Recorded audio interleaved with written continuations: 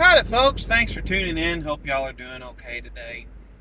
So, something that has really been aggravating me over the past couple of weeks is my is just hearing the news where violent criminals take plea deals and get out way ahead of schedule.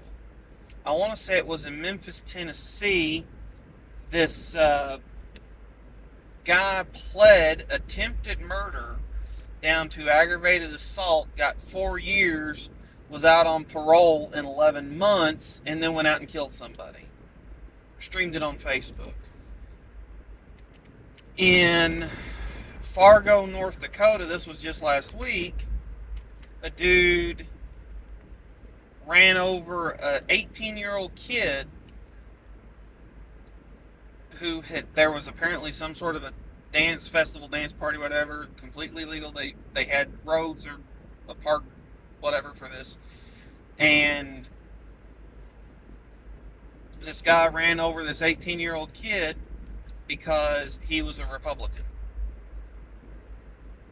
And then called 911 and said, yes, I did it. Got out on $50,000 bail. How crazy is that?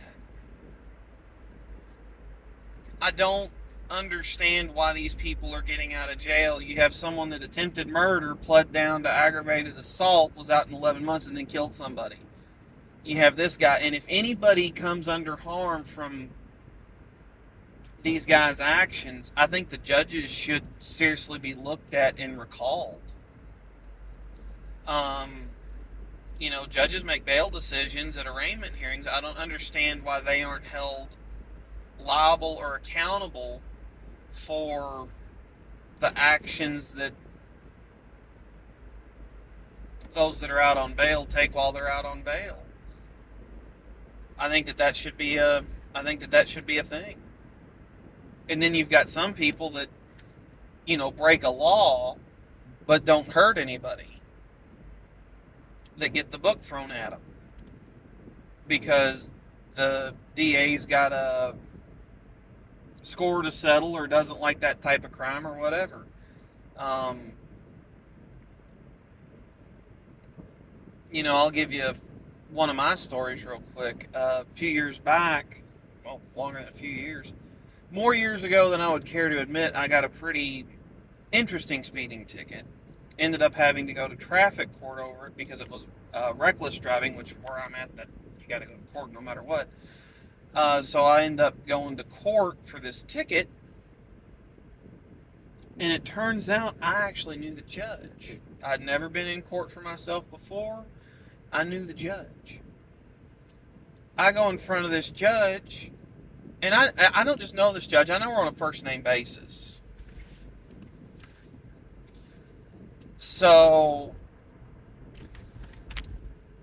I go in front of this judge, and I'd watched several of these proceedings take place. You got pulled over for speeding or reckless driving or all these things that can land you in front of a judge.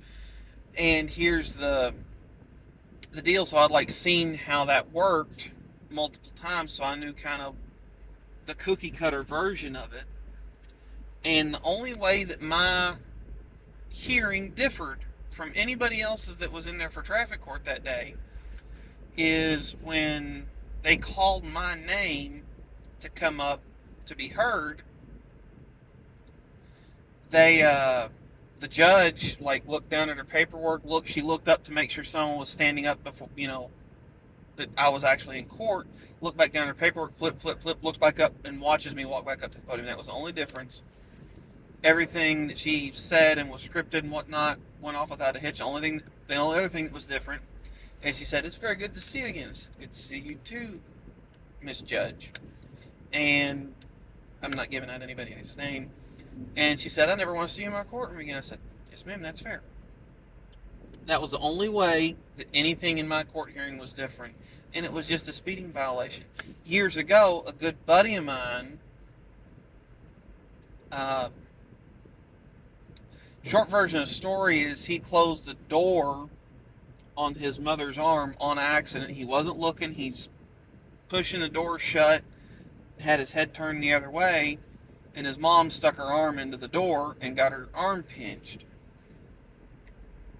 Well, he ended up in court, and that cost him $15,000 in bail money, in lost wages, in attorney fees to get out of all this mess. And I was just blown away at how much that cost him to stay out of jail and to keep his record clean. And they're trying to get him to take a plea deal for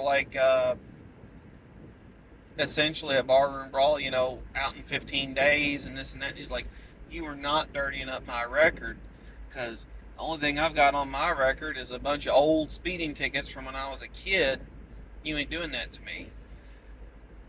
And yes, his mother got hurt, but she only had her arm pinched and bruised, no broken bones, no serious injuries, no anything like that. It just blows my mind that the things that the justice system in various places chooses to pursue and you can't get them off of it, versus the things that you can plea it down and, you'll be out of jail and whatever, when you've got a victim that, someone that you seriously hurt or killed or tried to kill or whatever. I don't understand it. Can we all admit together that the justice system's broke on both sides and try to figure out something better? That's what I got. Thanks for tuning in. Let me know your opinion in the comments. I'll catch y'all next time.